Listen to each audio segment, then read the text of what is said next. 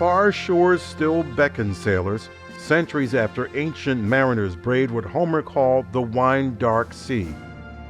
It's a call that even today draws men and women in America's sea services to set sail for missions across the globe. Their commitment demands endurance and sacrifice, spending months away from home, ready to respond to any challenge. Whether they serve aboard swift cutters, pilot sleek jets, or sail on massive carriers, every seaman, merchant mariner, coastie, and marine swore a sacred oath to defend this nation's Constitution.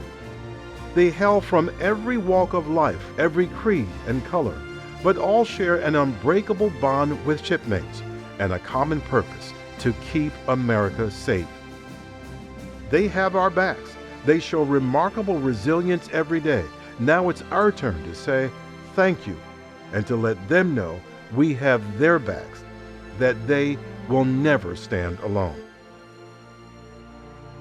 Welcome to the 2021 Lone Sailor Awards. Today we celebrate the outstanding achievements of two men, one a Marine reservist, the other a Navy chaplain, who brought both laughter and prayers on their missions to fellow service members. Here is your host, Rear Admiral Frank Thorpe, the President and CEO of the U.S. Navy Memorial. Welcome everyone to this year's Lone Sailor Awards program. It's our annual opportunity to lift up and praise the men and women of America's sea services for their devotion to mission. I'm standing beside the iconic Lone Sailor statue at the heart of our U.S. Navy Memorial in Washington, D.C. Our tremendously important mission is to honor, to recognize, and to celebrate the men and women of the sea services, the United States Navy, the Marine Corps, the Coast Guard, and the Merchant Marines, and to inform our fellow Americans about how they serve our nation. I have to say, as a 28-year Navy veteran myself, I had the opportunity to observe firsthand their life is not an easy life. And this year, it got even harder. Because while much of America closed up and locked down to fight COVID, the sea services continued to respond without a break, as always, to the call of duty, while their families held down the fort back at home. That is resilience. It's a characteristic forged and tempered in service. And to talk about that, and to talk about the Navy Memorial, let me introduce our leader, Admiral John C. Harvey Jr., a proud Baltimore native, former commander of U.S. Fleet Forces Command, and currently the chairman of the board here at the Navy Memorial. Ladies and gentlemen, there is no one more qualified to talk about why we are here right now today than Admiral John C. Harvey Jr. Thanks very much, Frank. The bronze used in casting the Lone Sailor statue included artifacts from 8 different U.S. Navy ships. It's a tribute to everyone who served or will serve in the sea services, and it's modeled after real sailors and represents all who serve at sea. Our Lone Sailor stands resolute, a reminder that this year was, again, one that demanded resilience from all of us. Although COVID-19 continued to challenge our men and women at home and abroad, our Navy deployed around the world. In fact, our sailors and Marines went above and beyond. The USS Dwight D. Eisenhower and her 4,600 sailors returned to port in Norfolk, concluding a double-pump deployment cycle lasting almost a year, drawing praise for their grit, toughness, professionalism, and commitment. And the Navy can inspire individual resilience. For the very first time, one of our female sailors successfully completed the grueling 37-week training regimen to join the Naval Special Warfare Combatant Craft Crew. She'll be among the special boat operators supporting our Navy SEALs on classified missions, 5 years after all combat positions were open to women. These women and men truly inspire us, and that's why this memorial exists, to tell their stories, to honor and celebrate their sacrifice, their achievements, their selfless service, and their resilience. They deserve our heartfelt gratitude. But our team can only accomplish this with the extraordinary support of donors, large and small. Their unstinting support has allowed the Navy Memorial to evolve and expand our outreach to the public. You can see the names of many of our largest donors on the screen, but I'd like to call special attention to those who, like the sailors aboard the USS Dwight D. Eisenhower, went above and beyond. Our gold level sponsors, USAA, U.S. Money Reserve, and CACI.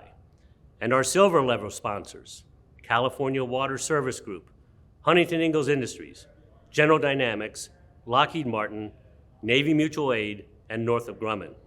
And of course, all our other sponsors, members of the Navy Memorial Board of Directors, and friends of the Navy Memorial from across this great country. Thank you for your support. Without it, we simply could not do what we do. And to give you a brief glimpse inside the Navy Memorial, here again is my very good friend, Rear Admiral Frank Thorpe. Thank you, Admiral Harvey. The U.S. Navy Memorial conveys a heartfelt tribute to our service members. We first opened in 1987, and within our walls, you can explore chapters of naval history and hear and see first-person stories of bravery and sacrifice. Because of COVID, we had to close the Navy Memorial for about 12 months. That was tough, but I will never forget the board meeting in April of 2020 when Admiral Harvey and the board took measure of the situation and challenged us to come out of this pandemic stronger than we came in. It was a daunting task at the time, but with the right team in place, we did it. Like many nonprofits, we depend on donations to stay afloat. Our supporters stuck with us though, and we tightened our belt, and we put in many extra hours, and we persevered. We are back, and we are reopened with renewed hope and renewed energy. Here is a little bit about the United States Navy Memorial today.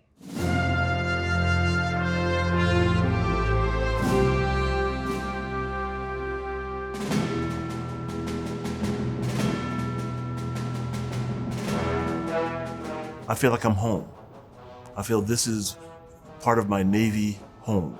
Retired Rear Admiral Sinclair Harris devoted 34 years to demanding missions, including the War on Terror and disaster relief after Hurricane Katrina. Like the 110,000 visitors a year who come to the Navy Memorial, he's drawn in by the plaza, the granite sea mat, bas-relief bronzes. You walk into the actual memorial and you have a chance to just be embraced by the sea services.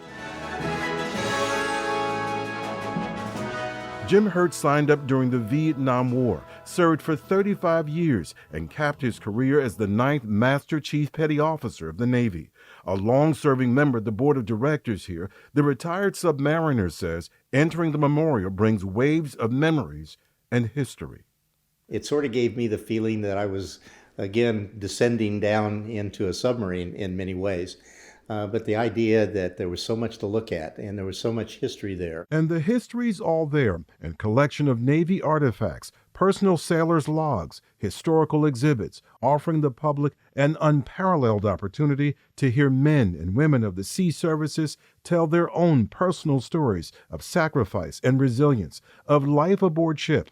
President and CEO of the California Water Service Group and Naval Heritage Award recipient, Martin A. Kropelnicki, understands this mission. You talk to anyone who's been in combat, it's not something they typically talk about. So having something like the U.S. Navy Memorial that takes pride, care, and handling and telling that story for future generations is absolutely critical. It really is a rush. It really is. And I go into different places every time I come here. The former commander of Fleet Forces Command and now chairman of the board of the United States Navy Memorial, Admiral John Harvey, is drawn to the commemorative wall. And his dad's record is among 700,000 stories of service kept in the Navy log here. I'll have this look over my face, and it's because I see these sailors. They're my sailors. They're the ones I served with for so many years on so many ships in so many different places. All kinds of people, young, old, every race, religion, and creed possible to think of. And they all were united by the uniform they wore and the Navy they served. Every time any of those veterans kind of fade away, there's a story and there's a life there. And that story needs to get told. I think it's important for our nation to understand that we are a maritime nation. Got two huge oceans out there, right? It's a Navy, Marine Corps, and Coast Guard nation. It's protecting our commerce, our way of life. The memorial's mission is to honor, recognize and celebrate that service, and inform the public about their service. And with its newly enhanced online presence, the mission's no longer limited by four walls. We can reach out across the globe to sailors, to anyone that wants to know about our Navy at any time, any place. A favorite place for Mick Podhert? The National Chiefs Mess, an interactive exhibit honoring the Navy's first Master Chief Petty Officer of the Navy, Delbert Black. And Mick Podhert often overhears visitors commenting at the slightly more than 100 people who've been recognized with the prestigious Lone Sailor Award and Naval Heritage Award for their tremendous contributions to the Navy, Marine Corps, and Coast Guard, and the nation. Quarterback Roger Staubach, baseball great Stan Musial. Well, I didn't know he was a sailor. I didn't know that he had been in the Navy. And it's sort of interesting because it struck me the same way. For Admiral Harvey, it's the sailors' accounts of their personal experiences, often interwoven with memories of how families managed to cope back home, through long missions at sea, often during times of war and civil unrest, and lately through a deadly pandemic that make this memorial truly relevant. It really sings to me, if you will, about what this memorial is all about and what our Navy is all about. If we do nothing else, we will honor the service of the American sailor. That's it. And to do that, the memorial constantly reinvents itself. 2 new exhibits now greet visitors. The American Sailor, agile, capable, and talented, explores how the Navy expanded from birth, defending the nation and providing military service around the globe, as its sailors developed from simple seamen to cyber-technical experts. Another celebrates the service of Admiral Elmo Zumwalt, 19th Chief of Naval Operations, but you don't have to visit in order to connect. The pandemic has really allowed for us to be able to pivot and to grow everything that we're doing and reach not only on a national level, but an international level. Aaron Haroon directs the memorial's programs and engagement efforts.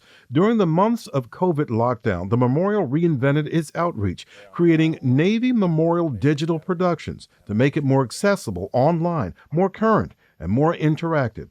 In a span of months, the memorial began producing live events streamed around the world. From sit-rep speaker series to wreath layings, the memorial never missed a commemorative event. In the works, a new exhibit featuring 2020's Sailors of the Year, all 18 of them. And it's going to be absolutely amazing for the general public to really be able to understand how resilient these sailors are. These honorees from 2020, as we all know, was a difficult year, a year with the pandemic, where most of us were sheltering in place, and these sailors had to continue to do their jobs. People can log on to frequent sit-reps, situation reports about events across the Navy, and hear senior Navy leaders field questions in real time from people around the world. And we are taking our programming online, and we don't have to rely on everybody coming to see us. We're going to take this mission to the people where it belongs. And since its founding more than 3 decades ago, that has been the U.S. Navy Memorial's very special mission: to honor, recognize, and celebrate the men and women of the sea services and inform the public about their service.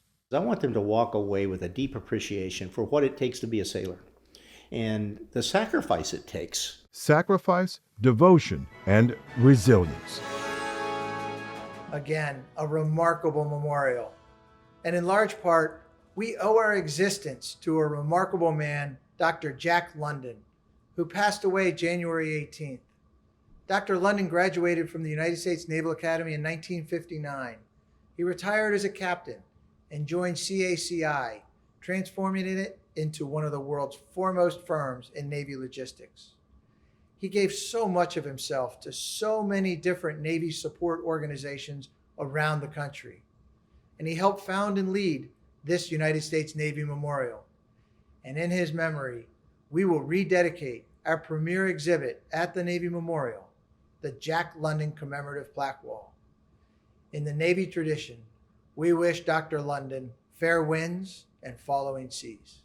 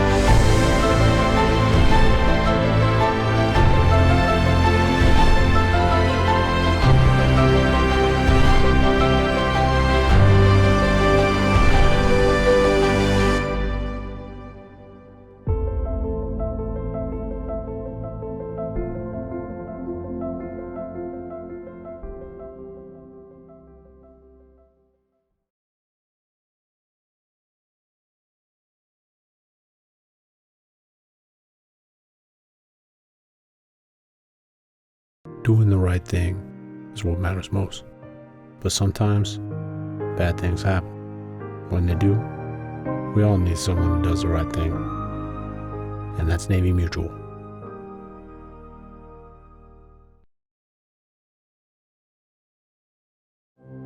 Where is possible? Past the edge of convention. Beyond the boundaries of tomorrow. Where no idea is too bold. And no challenge too great. It's here where we break free from what is to what could be. Because defining the future is impossible until it's not.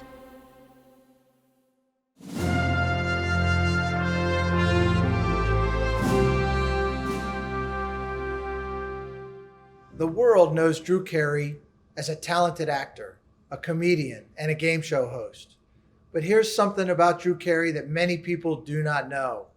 The Cleveland native served for 6 years in the United States Marine Corps.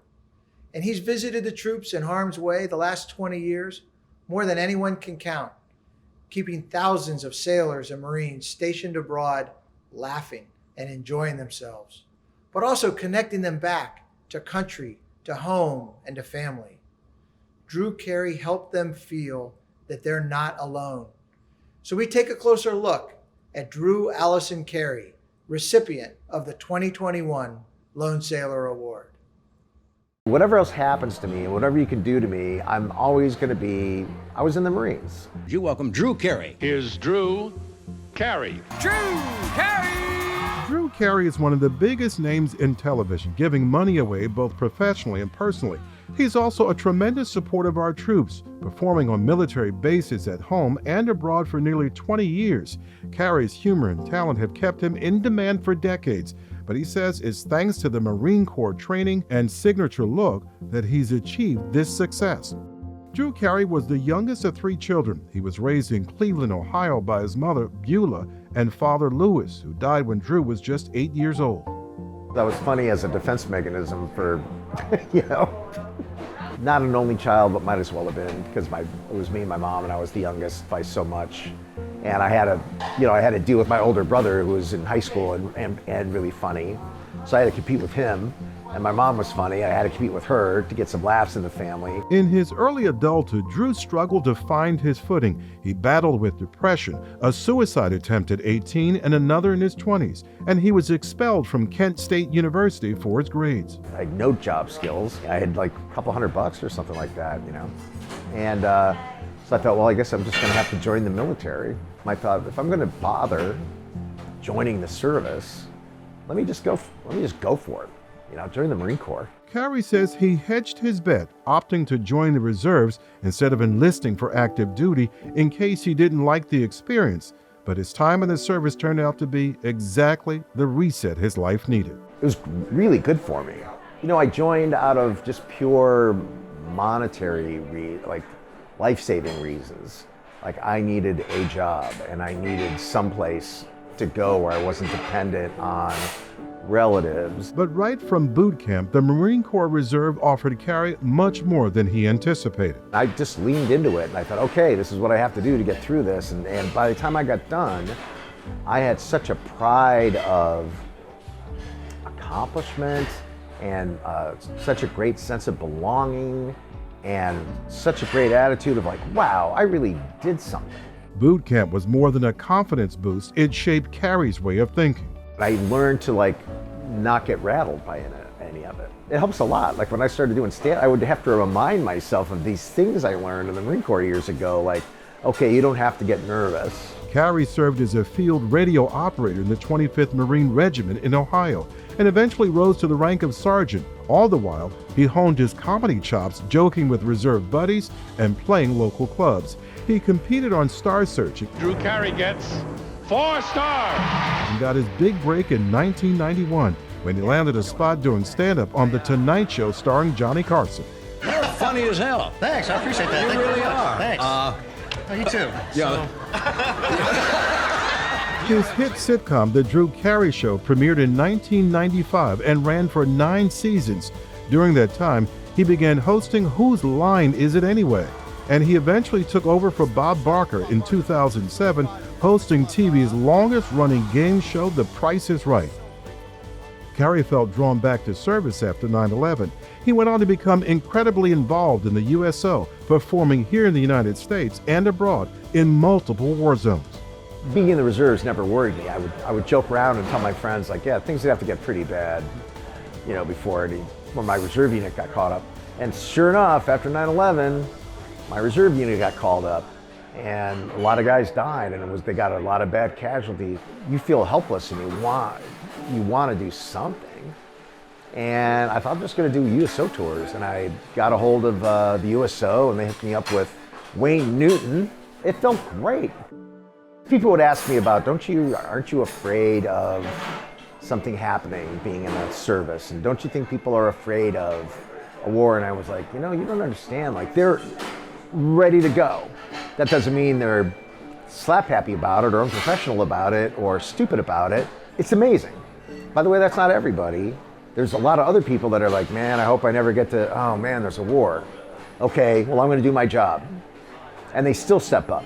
Even when I was in the reserves, I liked it, but I knew that there was a lot of people making a greater sacrifice than me that were full-time and, had to live on the base with their families. When it comes down to it, they're like, okay, we're gonna get this done. I thought they were heroes, man. Beyond time spent entertaining the troops, Drew Carey's philanthropy has extended to, among other causes, the Ohio Library Foundation, the Cleveland Public Library, and the Mooch Meyernick Memorial Fund, which provides soccer opportunities for underserved children. And in 2020, when the pandemic threatened to close Swinger's Diner in Los Angeles, a favorite spot of Carey's, he became an investor, helping a longtime employee buy the restaurant. Through this challenging time, Carey says his Marine Corps training has been key. The idea of resilience is a major part of military training. During lockdown, I went right back to okay, it's boot camp time. I'm gonna keep my area clean. I didn't let any of these triggers take place. And neither does the Marine Corps. So while Carey is honored to accept the 2021 Lone Sailor Award, he sees this as a way to give back to an organization that has given so much to him. I don't think the award's for me. I think that statue going up in Cleveland is going to remind people that there's people out there altering their lives to serve America and to serve people. That's what it is. And if you have to use my name to do it, go ahead. There's people out there, a lone sailor, literally alone.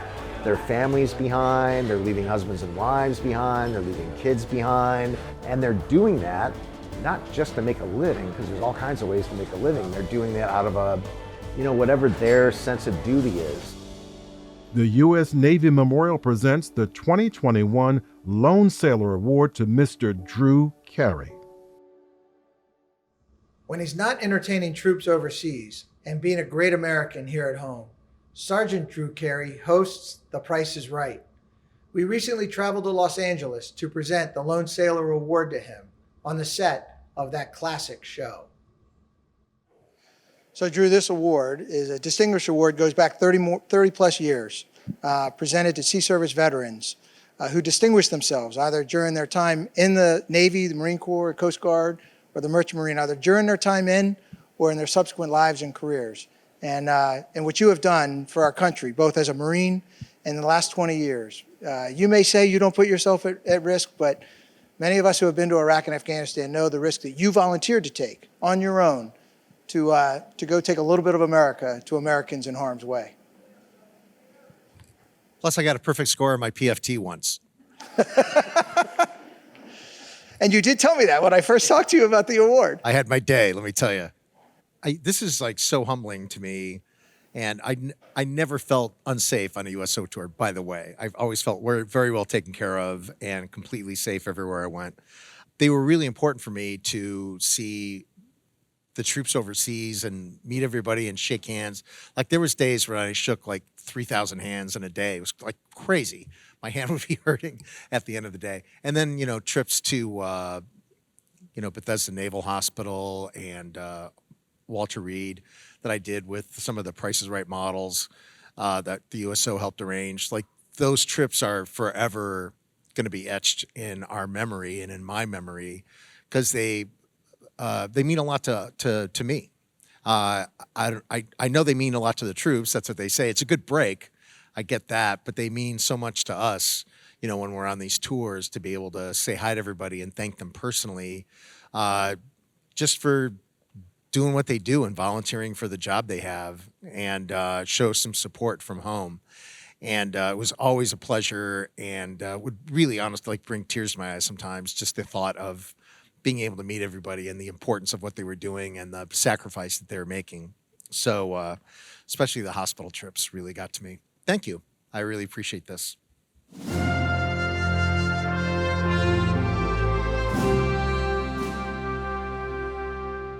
The lone sailor is an iconic symbol of service, patriotism, and the core values of honor, courage, and commitment. My heartiest congratulations to our 2021 Lone Sailor awardees for embodying these values. Hello, I'm retired Vice Admiral John Byrd, Senior Vice President for Military Affairs at USAA. As a company founded 100 years ago by the military to serve the military, we're very proud to partner with the Navy Memorial to honor, recognize, and celebrate the men and women who serve and have served in the sea services. For the last 10 years, USAA has been honored to support the Navy Memorial by saluting the achievements of our nation's very finest, including this year's 2021 Lone Sailor honorees. On behalf of the 35,000 USA employees, it's my privilege to congratulate retired Rear Admiral Barry Clayton Black and Sergeant Drew Carey for their selection as the 2021 Lone Sailor Award recipients. Bravo Zulu. As the pandemic unfolded across our country, Lockheed Martin went to work, partnering with customers and suppliers to help our communities in their time of need. Through these trying times, we have been inspired by the strength and resiliency of the U.S. Armed Forces and the men and women who make sacrifices to keep our country safe. At Lockheed Martin, we're proud to support organizations like the United States Navy Memorial, and we are excited to congratulate this year's Lone Sailor Award honorees for their dedication to the men and women of the U.S. Navy.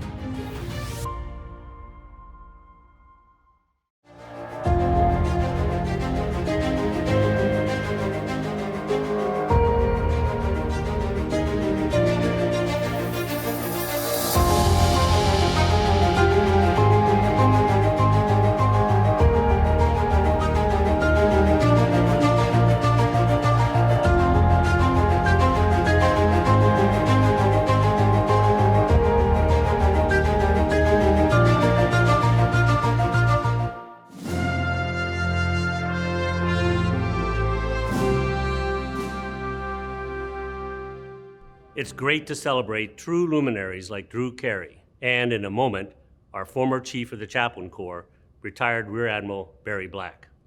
We also want to recognize some truly extraordinary sailors now on active duty. They're stationed aboard different commands all around the world and come from different towns and cities all across America. But they are bound together by their selfless service, their superb professionalism, and their dedication to their Navy and their nation.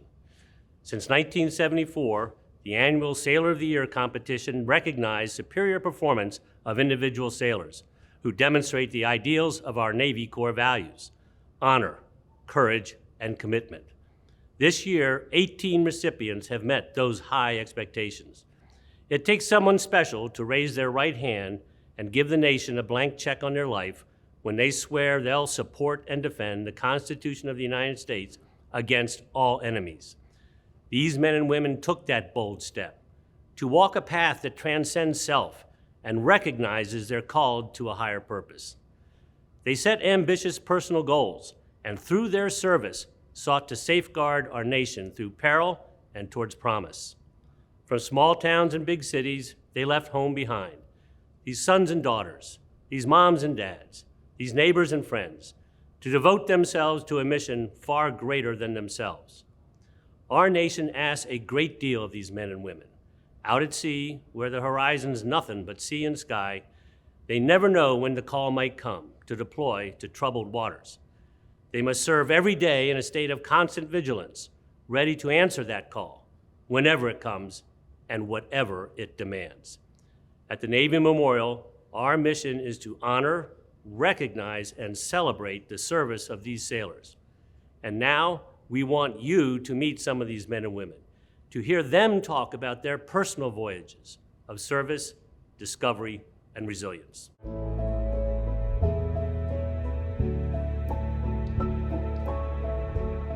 This award does not make me a perfect human being. I'm still human. I'm still capable of failure, but learning from those mistakes is the key to success. Being Sailor of the Year to me is just a whole new level of responsibility. I'm an example for my daughters. I have 2 small girls who look up to me, and I just want to always make them proud. The recognition is awesome, and I just hope I can do my best to represent Navy medicine. And that's probably the scariest thing about this whole thing, is kind of being the face right now. I care about my team, I care about this command, and I care about being good at my job, and it got me here. So it's the most humbling and the biggest achievement of my career. My philosophy stems from maybe first or second tour in Iraq. I'm gonna keep moving up through the ranks, and I'm going to ensure that my sailors never feel lost or like no one cares. That's really where my whole philosophy of making an impact and stepping outside and doing things for other people came from.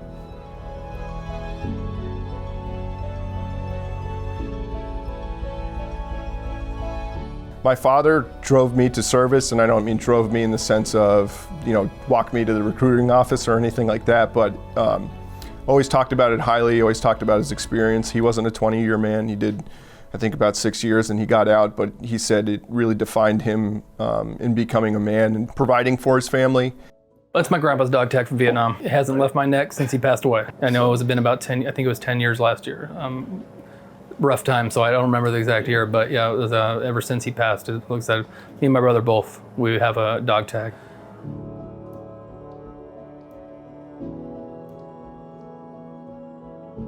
When I first joined the Navy, my grandfather had passed away and we were very close. So I found out like 2 weeks after I got to boot camp. And so they gave me a choice. You can go to your grandfather's funeral and then you won't be in the Navy anymore, or you can continue on. And I was like, at this point, this is my dream, and so I need to continue. And I feel like that made me a better sailor and able to overcome challenges. You cannot make chief without completing sea school and getting your forecaster NEC qualification. So for me, that was very difficult to obtain given my family situation with my daughter's medical condition. My daughter unfortunately had another cardiac arrest and was in the ICU for about 7 months. Navy's, making me more resilient. Every step of the way. You're not gonna make it through the first year without being resilient, right? You're a 17-year-old who's never been away from mom. And then all of a sudden there's a chief just screaming at you.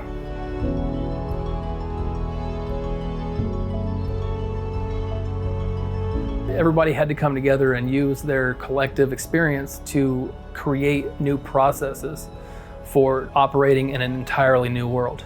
Because for a time there, they were telling us this is the new normal. This is what we're going to be living for the foreseeable future. And we had to still be an operational platform in a COVID environment. Even in the face of the coronavirus, we have continued to train these students as they come through the schoolhouse because there's a mission that needs to be met. It would be easy to say we need to stop doing this, but it wasn't realistic. So I think you look at the mission, but also look at the end point of where we need to be. We're almost 2 years into this, and we're still going. And we still have corpsmen on the front lines fighting the coronavirus.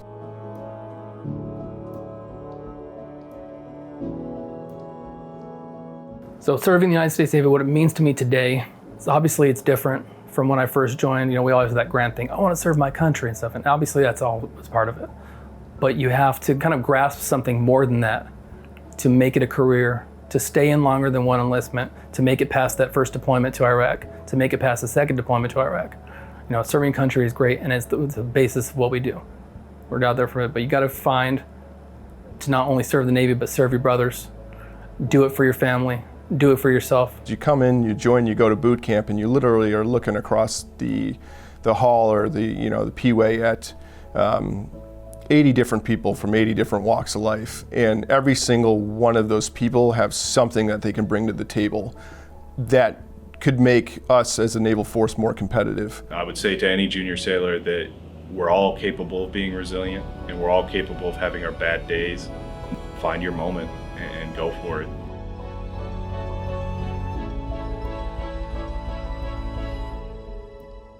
It really is an honor and a privilege to be associated with the U.S. Navy Memorial. It pays tribute to those that sacrifice so much for things that we take for granted every day, like our democracy and our freedom. So if you think about the resiliency of our company, it's very similar to what the Navy does in terms of being a resilient sea service. Cal Water was started by 3 World War I veterans who came back and then starting all over again and building this company that we are today. So the concept of service and commitment, it's really in our DNA. Hello, everyone. The last year has been challenging for everyone, but it has also shown us just how resilient we can be when we support one another. Drew Carey and Chaplain Barry Black have both dedicated many years to serving and supporting the nation through their military service and through laughter, prayer, and reflection. Congratulations to both of them as the well-deserving recipients of this year's Lone Sailor Award. At Huntington Ingalls Industries, our workforce of 41,000 strong knows a few things about working toward a common goal as we build the most complex ships in the world and we provide professional services for our partners in government and industry. HII is proud to support the United States Navy Memorial because it celebrates the men and women of the sea services, past, present, and future. Thank you. The Lone Sailor, a powerful symbol of the sacrifice of sea service personnel, past, present, and future. For more than 2 decades, the Navy Memorial has placed these iconic figures around the country and the world.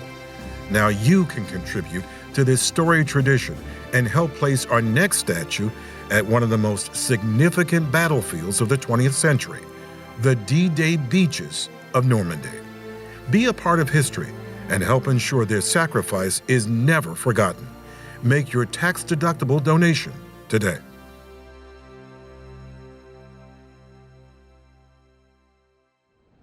Service comes in many paths. Our second Lone Sailor Award tonight goes to a man of true resilience who overcame a challenging childhood in Baltimore, joining the Navy, and rising through the ranks to become the Chief of Chaplains of the United States Navy, and now serves as the 62nd Chaplain of the U.S. Senate. Here now is his story. Always showed graciousness. Prayers were always on point, moving. He's got a voice that comes out of central casting. I mean, he could be the voice of God in a movie. His voice is so good. He teaches us about acceptance, accepting one another for the things we agree on and the things we disagree on. From presidents to the pontiff, retired Rear Admiral Barry Black has provided counseling, spiritual guidance, and friendship to everyone who asks for it. We went into traditional ministry in our church. He wanted to expand, his ministry to young people. So he found that the Navy was another route where he could minister to young people. And so we were in the Navy for 27 years.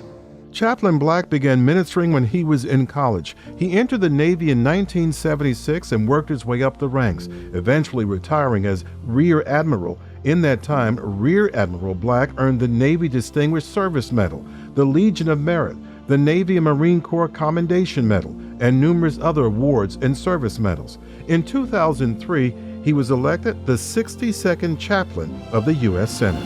May we refuse to boast about tomorrow, for we know not what a day may bring. His role is nonpartisan. It's based on the fact that people are people. We are commanded by our God to love people, not political affiliations.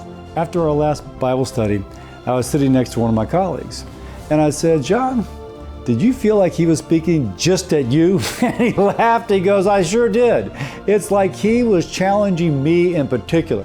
Besides holding weekly prayer breakfasts, the job of chaplain is to be nonpartisan, not an easy task in the current Washington environment.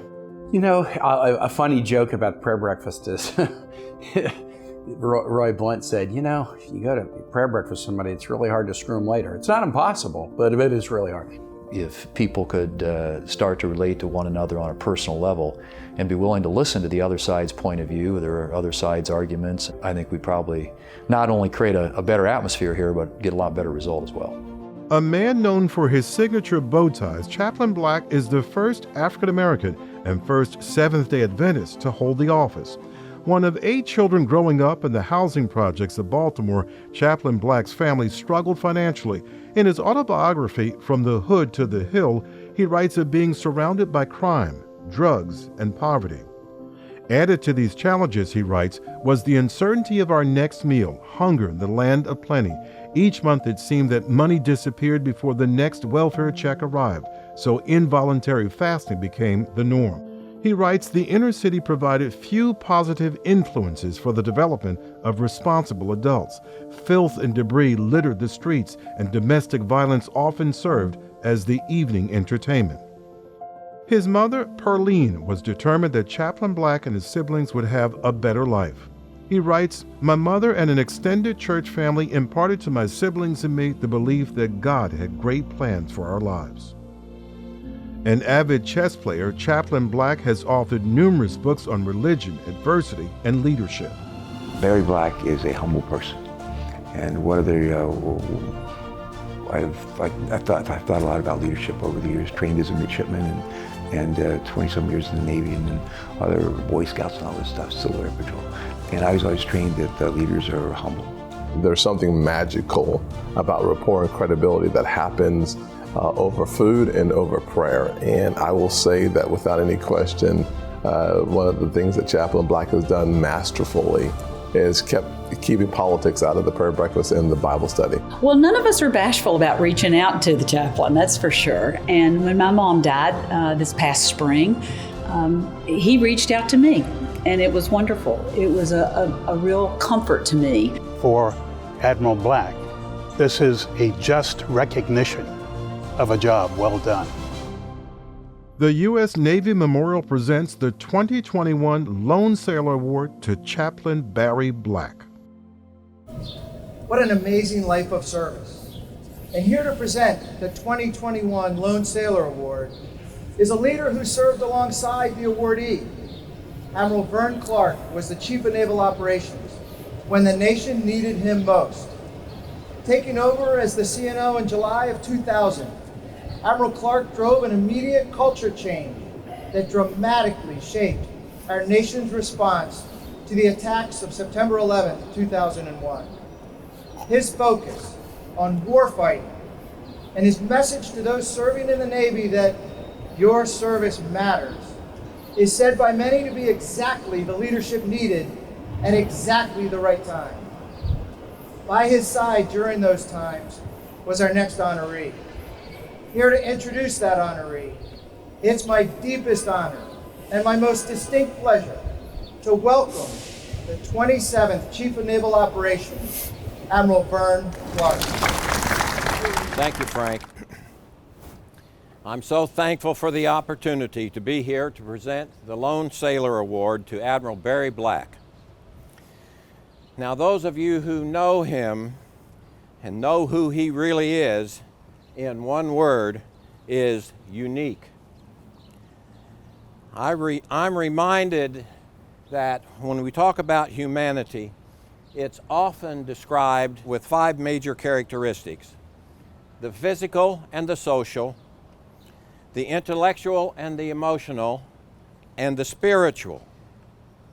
Now, you would expect that Barry Black would personify the development of the personal because, after all, he was the Navy chaplain and continues to be a chaplain. But the truth is, he is exemplary in every category. That's because he follows the good Lord's example And I say to you today, without reservation, Barry Black comes as close to modeling that ethic of servant leader than any other human being that I have ever known. And he walks the walk and walks the talk. His life has been a testament to his commitment to selfless service. That word, service, is preeminent in our profession. I love the Winston Churchill quote that says, "We make a living by what we get.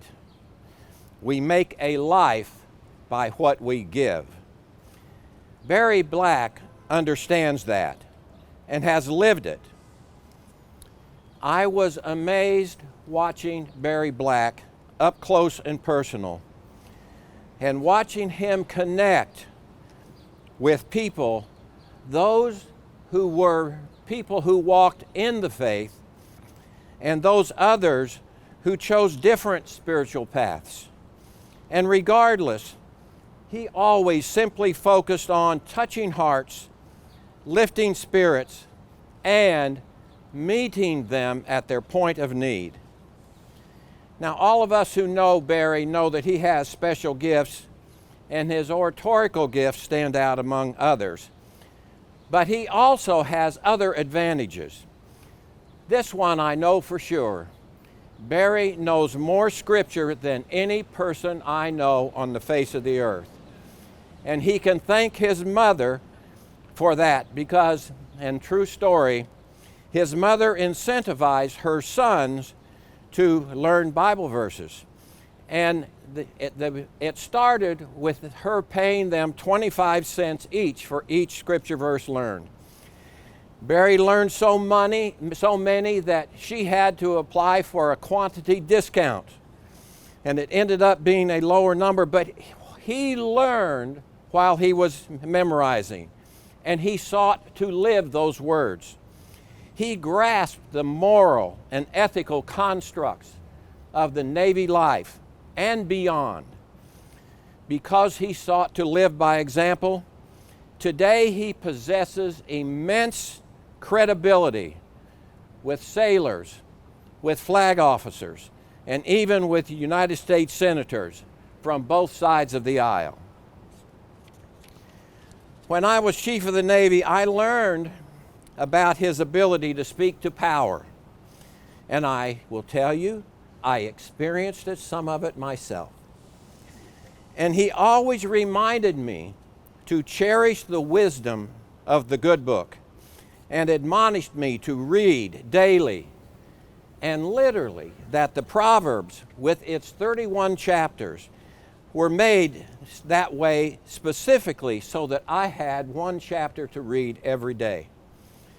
Now, today being the 23rd, my favorite from that chapter is, apply your heart to instruction and your ears to words of knowledge.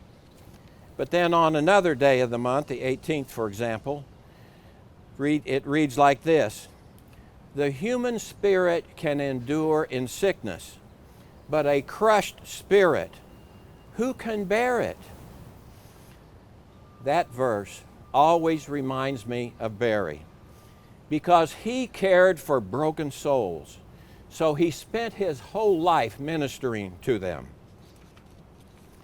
I'll never forget the day we stood on the pier in Norfolk, Virginia, amid thousands of sailors and luminaries like the President of the United States and the Secretary of Defense, to memorialize 17 sailors who died in the terrorist attack on the United States ship Cole.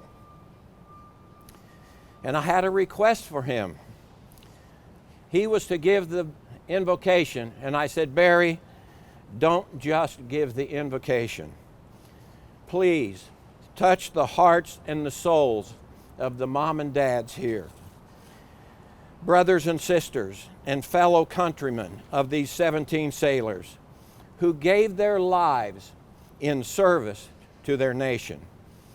And he did what he always does with incredible eloquence and with a caring heart that we could all hear and we could even sense it, and we could even feel it.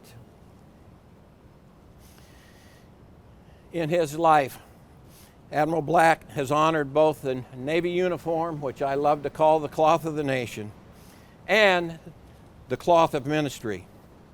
It takes enormous resilience to constantly draw from that inner spiritual well of strength while constantly giving it away to others as a healing balm to the soul and to the spirit. What I appreciate most about this man is his giving and caring heart.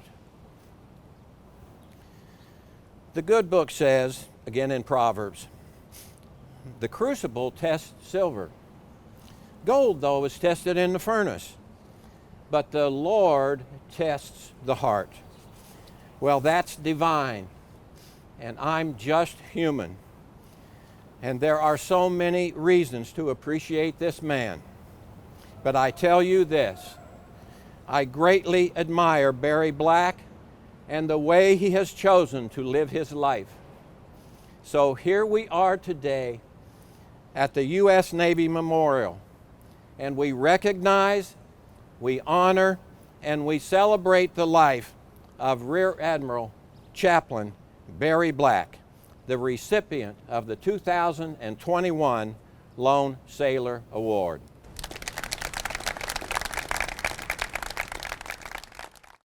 Ladies and gentlemen, I am in bewildered awe that I should be so blessed today. If in sonorous tones or thunderous reverberations, I could shout with the combined potency and eloquence of Quintilian, Demosthenes, and Cicero combined, I would still not be able to express how thankful I am to the sovereign God of the universe for blessing me in this way. Alex Haley once said, if you see a turtle on a fence, you know it didn't get there by itself. I am a turtle on a fence. And though this is a Lone Sailor Award, I had an awful lot of help in reaching a point where I could be so blessed.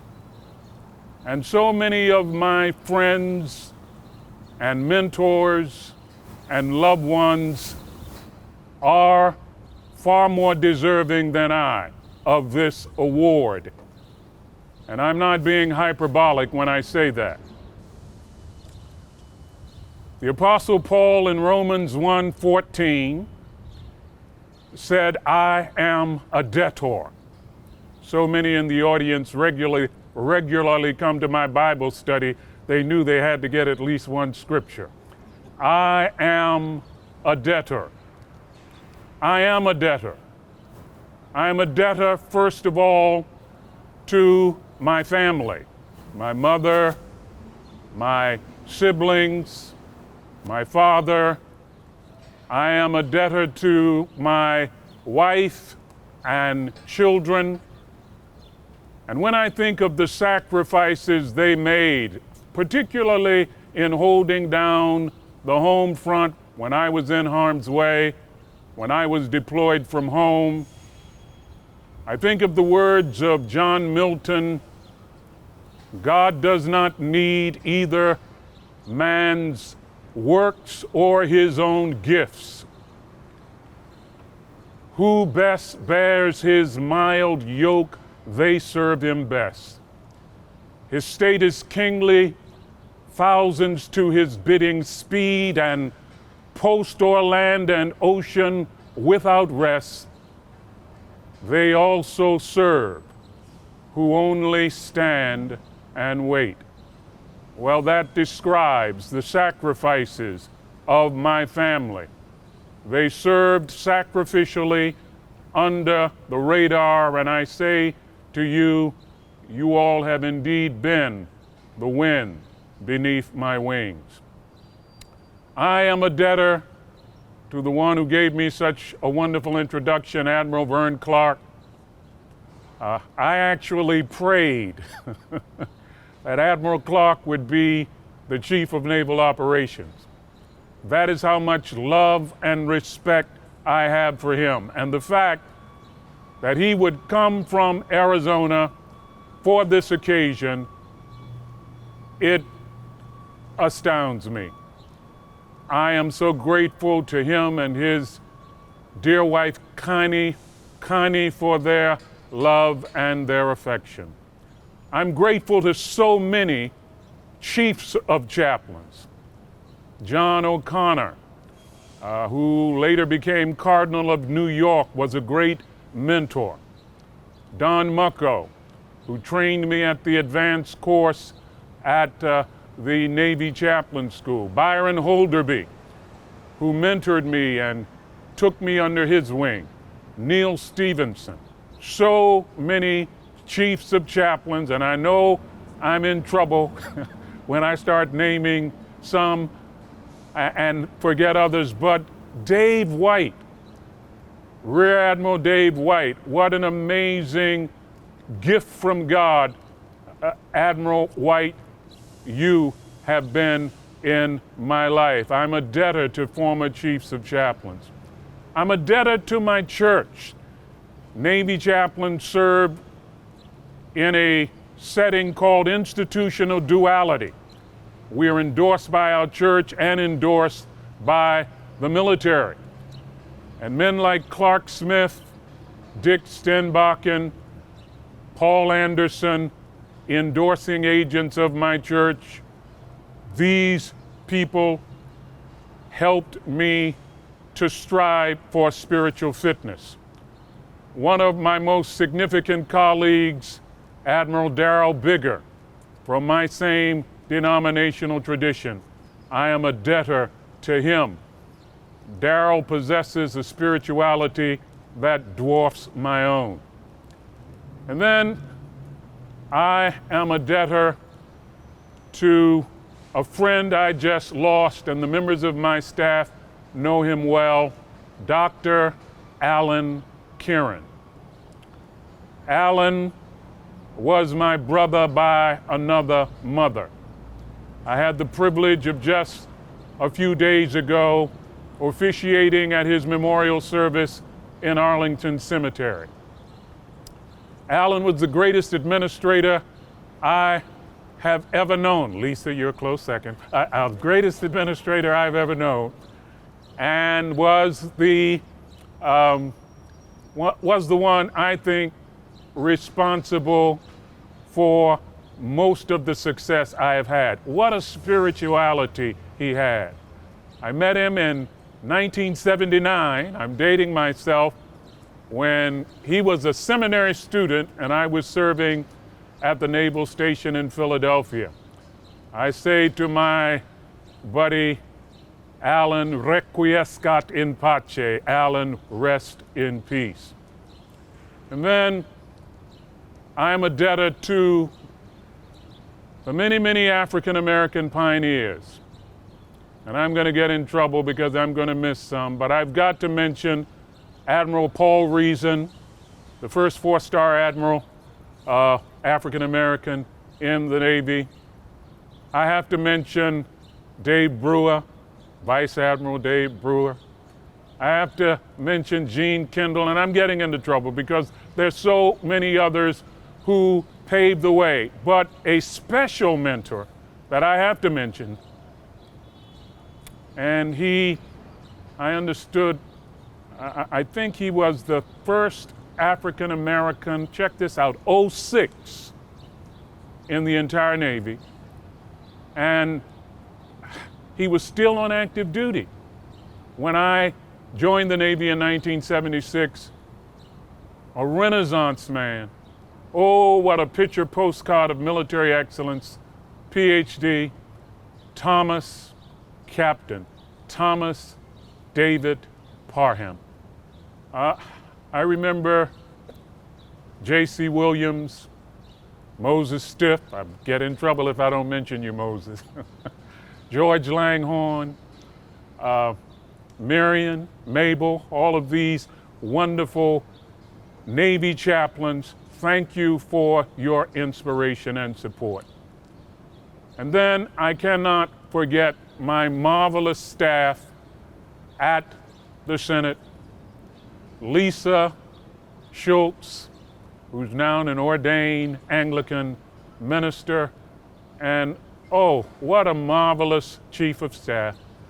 And the many members of the Senate who are chiefs of staff, thank you so much for being here today.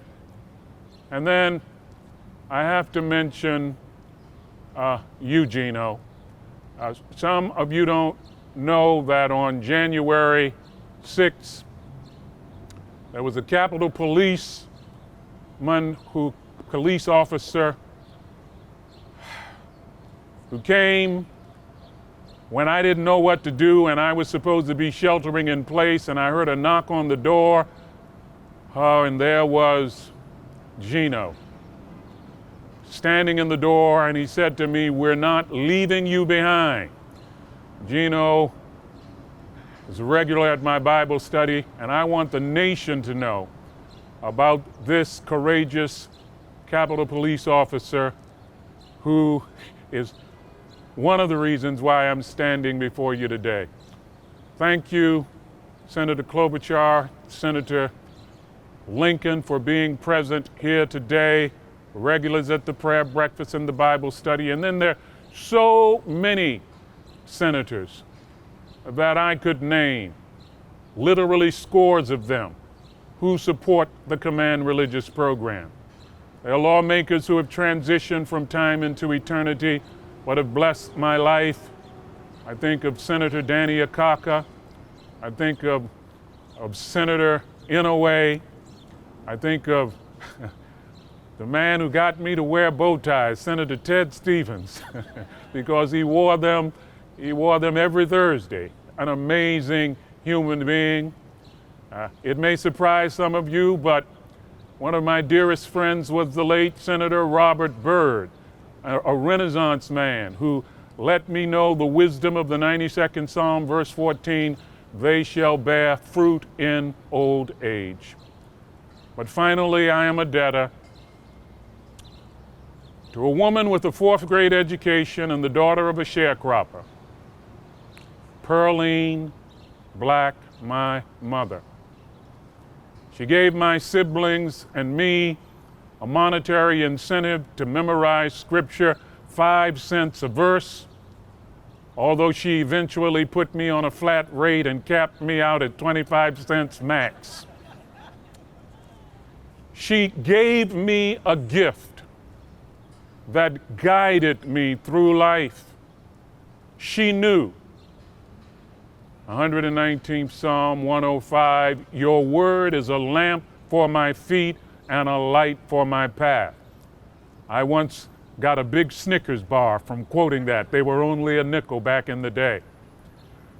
My mother introduced me to the one I dedicate this award to. She introduced me to one who left the chants of cherubims, the songs of seraphim. She introduced me to the one who left unpolluted breezes and undarkened days and made a breakthrough at Bethlehem. I encountered him in his word.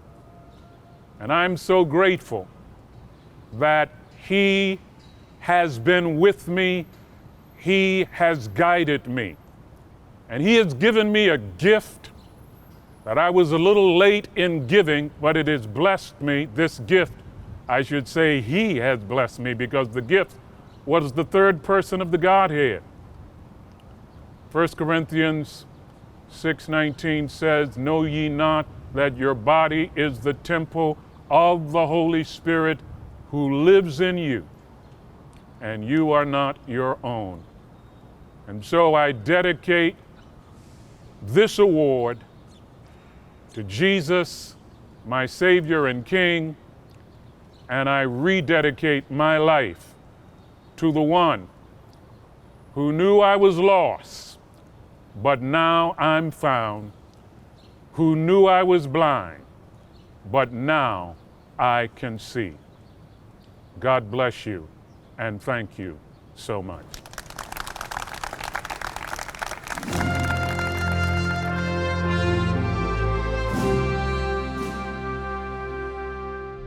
U.S. Money Reserve is honored to once again be a part of the Lone Sailor Awards.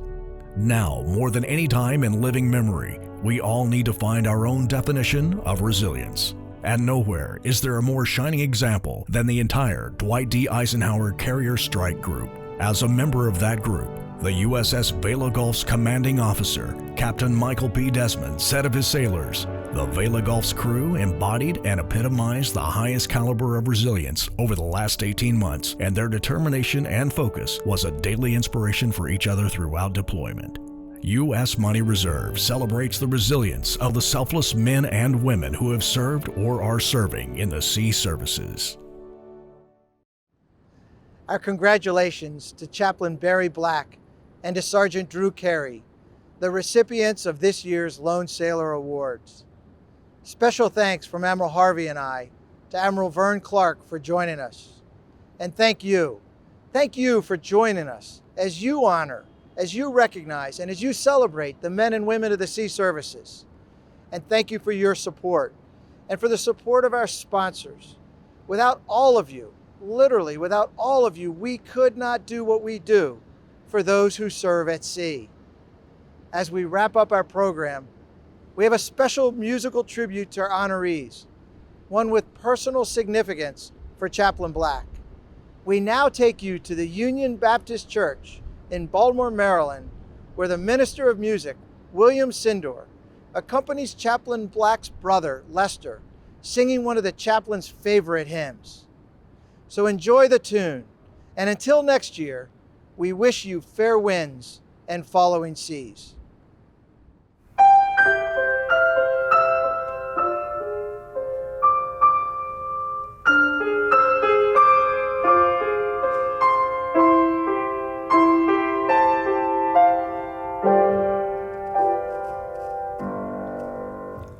Great is thy faithfulness, O God my Father.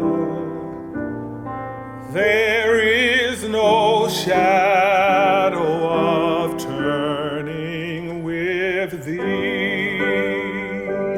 Thou changest not, thy compassions, they fail not. As thou hast been, thou forever will be. Summer and winter, springtime and harvest, sun, moon, and stars in their courses above, join with all nature and manifold witness to thy great faithfulness, mercy, and love. Great is thy faithfulness, great is thy faithfulness, morning by morning new mercies I see. All I have needed thy hand hath provided. Great is thy faithfulness, Lord, unto me.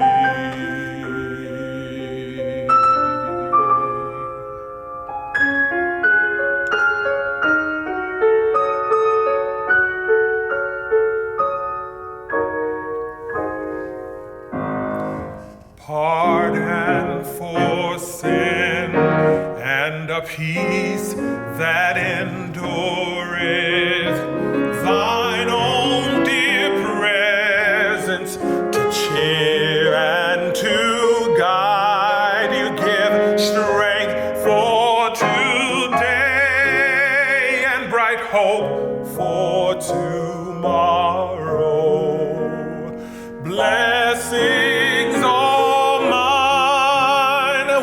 10,000 beside. Great is thy faithfulness. Great is thy faithfulness. Morning by morning, new mercies I see.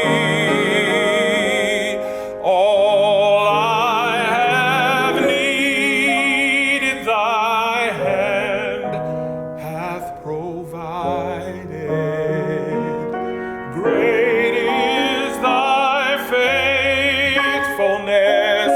Great is thy faithfulness. Great is thy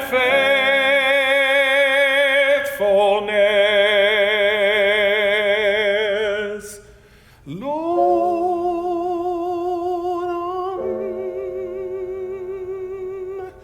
unto